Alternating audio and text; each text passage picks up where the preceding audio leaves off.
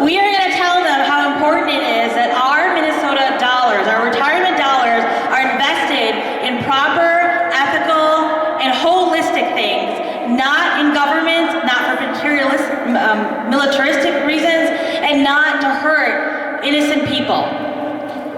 We are asking everyone to recognize that we are here, and this is our space. We pay the taxes, we are here, we belong here, and you need to listen to our voices, because those are our retirement funds.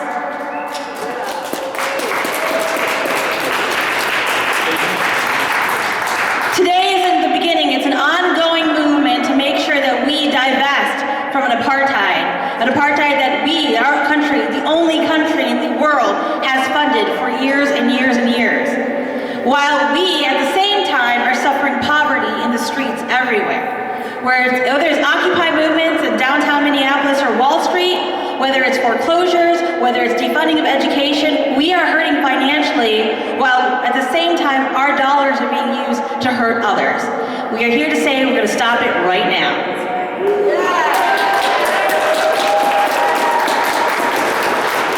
We have some great speakers here to talk to you all about how important the great work is of Minnesota Break the Bonds. So without further ado, I'd like to introduce to you Phil Benson, Affirmative Action Officer of Carver County's DFL, and member of Minnesota Break the Bonds. Actually, I'm filling in for Bruce Nestor, who's one of the attorneys on the lawsuit. And Bruce, as you know, is a former past president of the National Lawyers Guild, and is pretty excited, so I'm going to say a few things that he would have said, and focusing on count two. Count two is a cutting-edge international law violation allegation. This case represents literally the edge of progressive civil advocacy.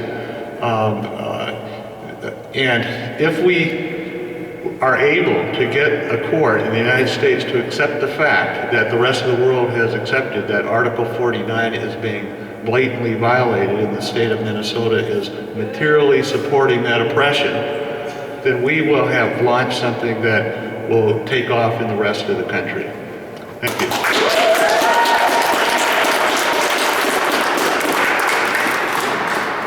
We are to the point. We're very clear. Let's divest right now. Without further ado, I'd like to introduce another great speaker, another mnbbc member, Sylvia Schwartz.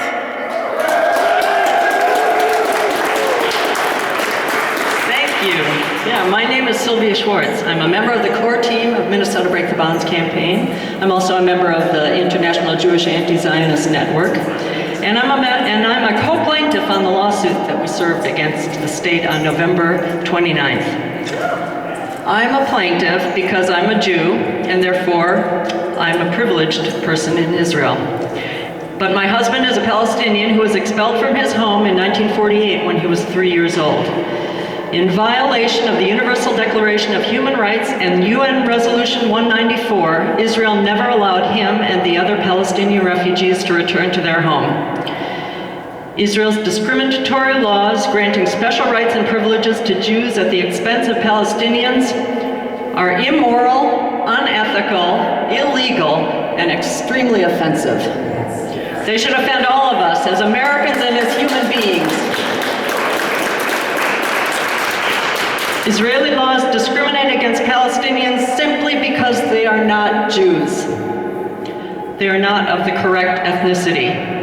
Israel ethnically cleansed over 750,000 Palestinians from their homes in 1948 and continues the ethnic cleansing to this date. In their quest to keep all of Mandate Palestinian territory with none of the non-Jewish people in it, Israel has demolished more than 26,000 homes since 1967, killed thousands of unarmed civilians, built a more than 400-mile, 25-foot-high wall well within Palestinian territory, which separates Palestinians from their own farmland, their own family members, their own educational institutions, and their own healthcare centers.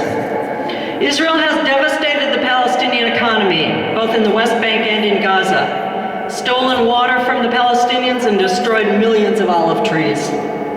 And who is paying for Israel to institute a system of apartheid, as was decided by the Third Russell Tribunal just convened in South Africa? Which country says that of all countries that commit human rights abuses, Israel is special, and Israel alone should be paid and encouraged to continue?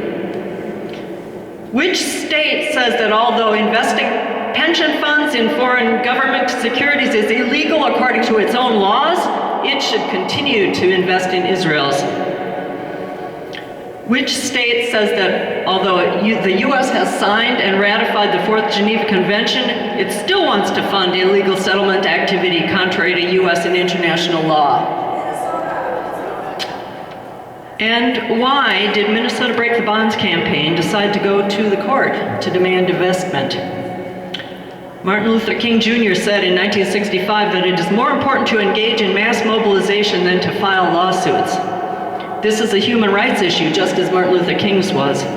Why did we decide to file a lawsuit to force the state to comply with its own laws? Because even with a growing number of people who are paying attention to this horrendous situation of oppression, and even with our massive efforts at engaging the people of Minnesota, we have never before had mainstream media attention. We have been fairly well ignored up until this point. But thank you, all you reporters from the Star Tribune, the Pioneer Press, the Takeaway, the Duluth News Tribune, NPR, WCCO, and others. Thank you for giving us a small opening with which to reach people and educate the Minnesotans. In a time when Palestinian nonviolent demonstrators are shot in the face at close range with tear gas canisters and killed, in a time when villages are totally surrounded by the apartheid wall, in a time when a serious candidate for the presidency of the US, and a historian at that, says that Palestinians are an invented people, in a time when people are actively working against Palestinian freedom and self-determination, it's more important than ever to work on the side of human rights, justice, and compliance with international law. Divest for justice.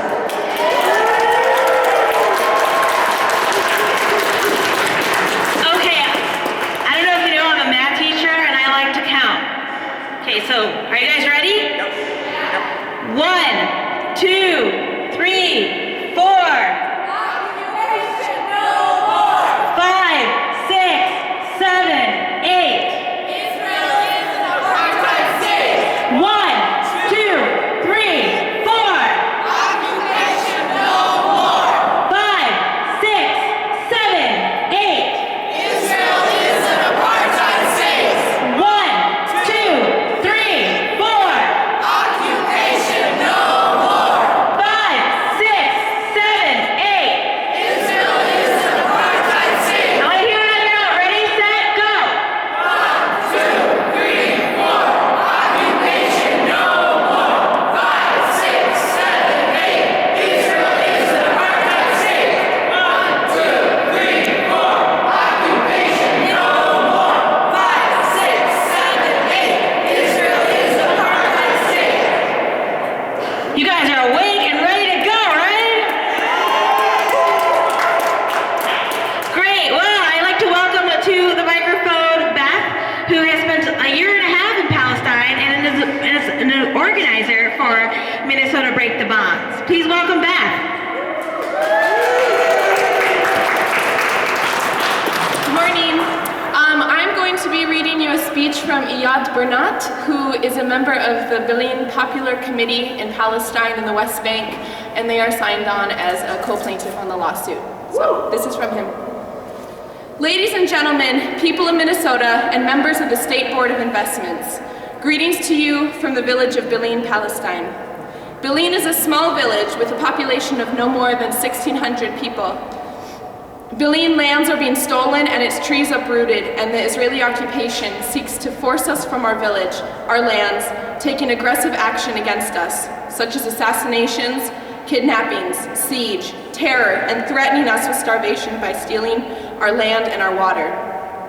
This is a clear demonstration of the Israeli occupation's racism and injustice against our people as we continue to fight to live in our land, despite Israel's claims that Palestine is a land without people. The village of Belin has become an example worldwide of Palestine's fight against the separation wall and the illegal settlements that are stealing more than half of the village's land. With the help of Israeli and international supporters, the village has resisted this land theft and displacement. The residents of Belin have used nonviolent methods of resistance to stop the continued building of settlements on our land. We have forced Israel to return some of the land back to its owners and the Israeli army to reroute the wall away from the village. The village of Belin has paid a high price for its struggle, though. During the last few years, the Israeli army injured at least 1,000 and kidnapped many others. Our village will never forget the supporters from across the world. In Belin, thousands of people have met from different backgrounds and religions to say in one voice that people can live together in peace. But the Israeli occupation prevents this from becoming a reality. Ladies and gentlemen, for the Palestinian nation to fight this injustice, we need your support and to build more connections with the free people of the world who do not yet know the truth about our struggle with the Israeli occupation. Our struggle in Belin is unique and successful. We see an urgent need to promote and share our experience. We have signed on to the lawsuit as a co-plaintiff because we believe Minnesota Break the Bonds is one piece of the global movement for human rights and justice in the world. We urge you to support divestment efforts, to lift the injustice imposed by occupation on our people, and to aid us in accomplishing freedom, justice, and peace. Thank you very much.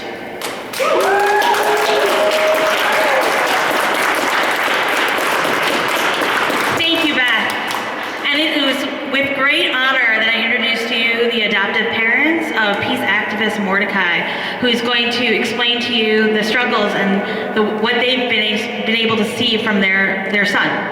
So without further ado, Mr. and Mrs. Olaf.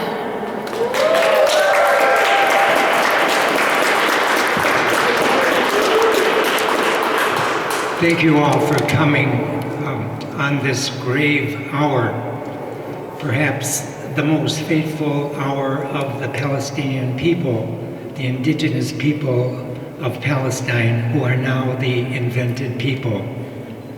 We have come to ask the State Board of Investment to honestly and objectively discover the true nature of the State of Israel and the dire consequences of their decision if they refuse to examine the implication of their investment in Israeli bonds. Jews emerged from the Holocaust crying, "Never again." Yet Jews of the Zionist Talmudist ideology continue to brutalize Palestinian people and behave in a way that sometimes stifles human reason to understand why. Their ideology does not help them to understand or realize what they and the State of Israel have become. Stripped of all disguise, the ideology of Zionist Talmudist Israel, and in particular the apartheid character of the regime, confirm its determination to destroy the Palestinian people and to ethnically cleanse the land. We are called to meet the challenge of this ideology, which, if it were to prevail, would be fatal to every civilized order in the world.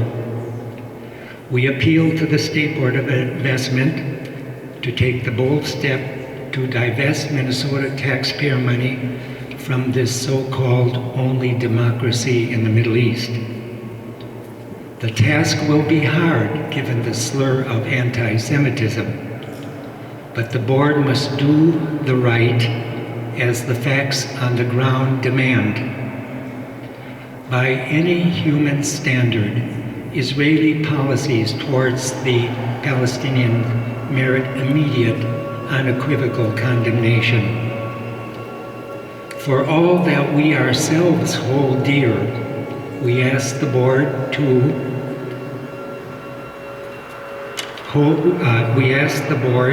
to make our cause their own. We ask them to do what is right, just, and moral, and end investment in Israeli bonds. Thank you.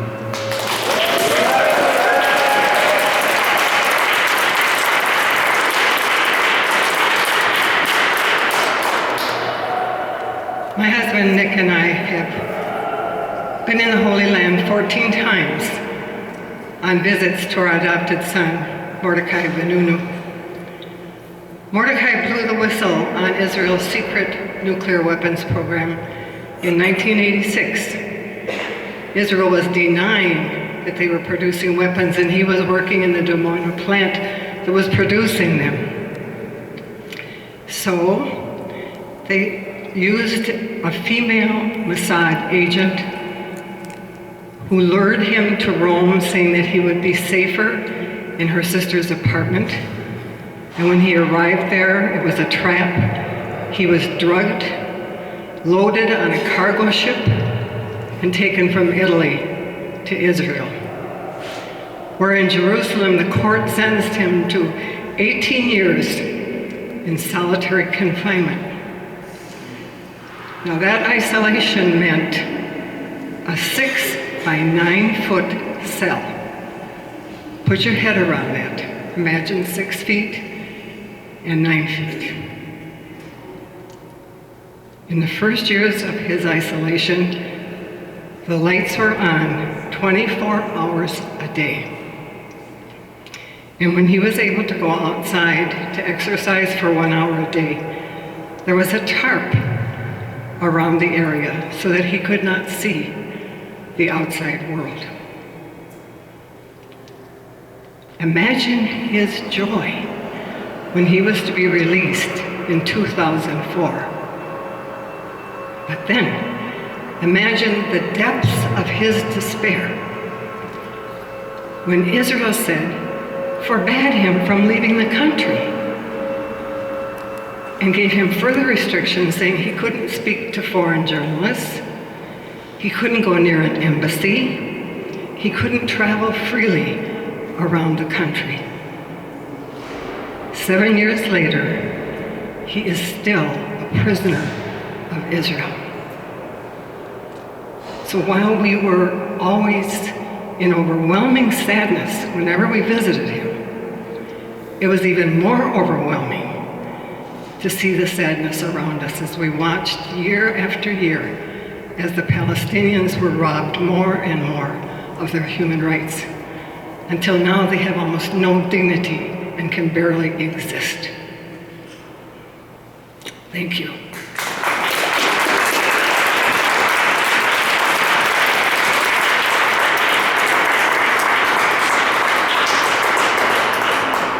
Thank you so much for your input, and the story is really tragic, but at the same time it's important for us to hear. When we work really hard here in Minnesota and in solidarity with the Palestinian people and in solidarity with any and every peace activist throughout this nation and throughout the world, we really bring action to what we feel inside, so that we don't have to sit around feeling in despair or feeling that there's nothing we can do. We can actually change so much more than what Obama promised. We can actually bring a solution to this despair. And to explain and talk more about that, an organization that has been working years and years and years in solidarity with Palestinian people and various social justice movements throughout the world is Women Against Military Madness. And one of their most outspoken, wonderful members is here to talk to us. And most importantly, it's very important that I tell you that she is a great grandmother. So for generations to come, we will have more and more peace activists that are out there that are going to bring more justice to the world. So please give a warm welcome to Sarah Martin.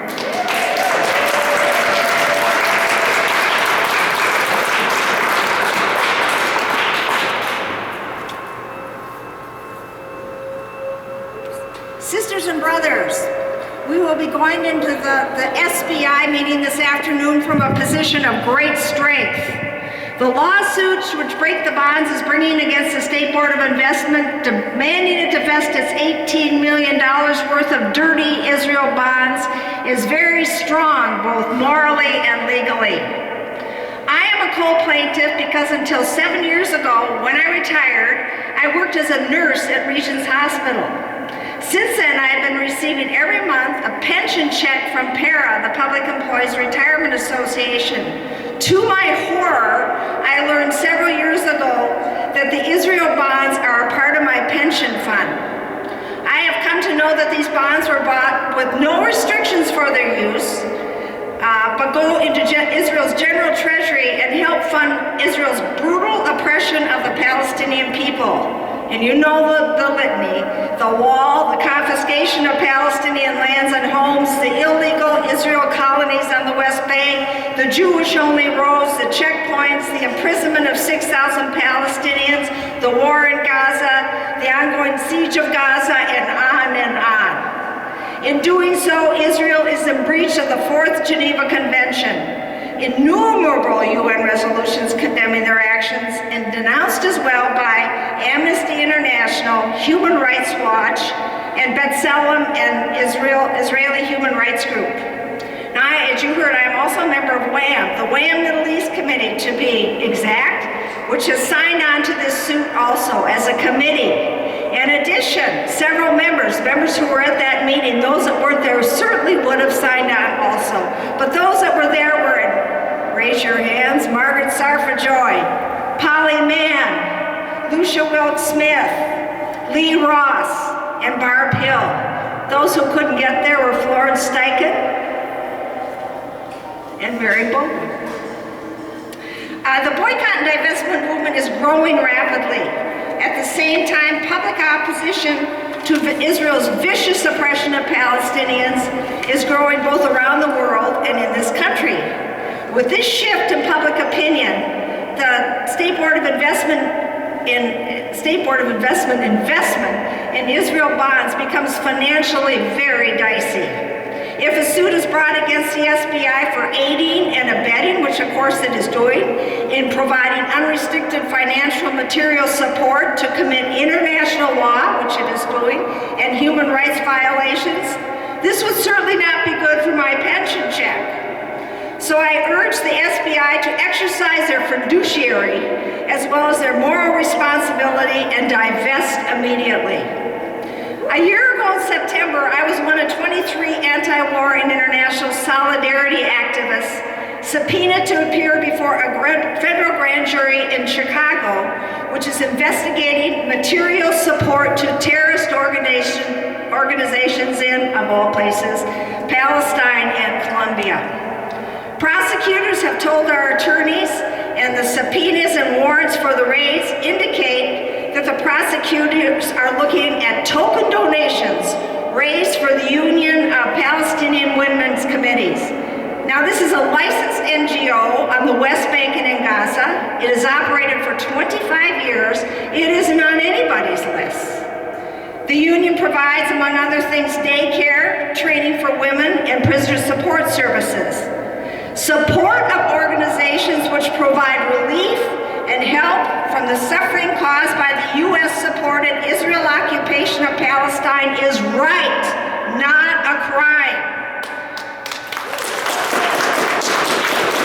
The State Board investment continuing to hold Israel bonds which support the criminal action of Israel against Palestinians is wrong, legally and morally.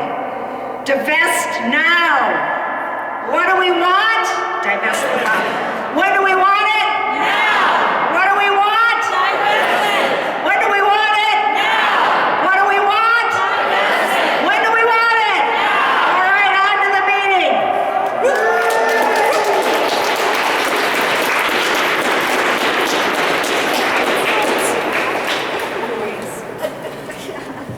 Hi. So thank you all so much for coming. My name's Elizabeth, and I'm also a core team member with Minnesota Break the Bonds. Take your time, Sarah. So if you're staying for the State Board of Investment meeting in Solidarity, then it's just down the hall right here to my left, your right, and it's room 123. So that's where to go. We'd ask that collectively we all not disrupt or do anything that could harm the name of mnbbc in the meeting. There will probably come a day when we want to disrupt such a meeting, but today is not that day because of the fact that we filed the lawsuit and we're waiting for their response. So they have 20 days up until December 19th to get us that response. And so anything that we could do could be used against us in the court. That a judge would not look favorably on, basically. So thank you for abiding by that. But yeah, thanks again for coming, and Farheen might have some closing words for us. Again, I want to thank you all for being here today. We are going to make a massive difference every single day we are here. Remember, this is our space. We belong here. And we're going to come every month, every week. It doesn't matter. Not until justice prevails. We're going to make sure that our retirement funds are not used in this horrible apartheid state. And I just wanted to also say that I feel humanity completely is superior to all that we see. It is more important to have humanity and human beings and their lives. That's more important than any type of political, any type of a fiduciary, whatever the excuse is, it's nothing but an excuse. We are here because we believe in humanity and we believe in justice, and we are here to see that justice will win. Thank you all for being here. Let's go down to meeting.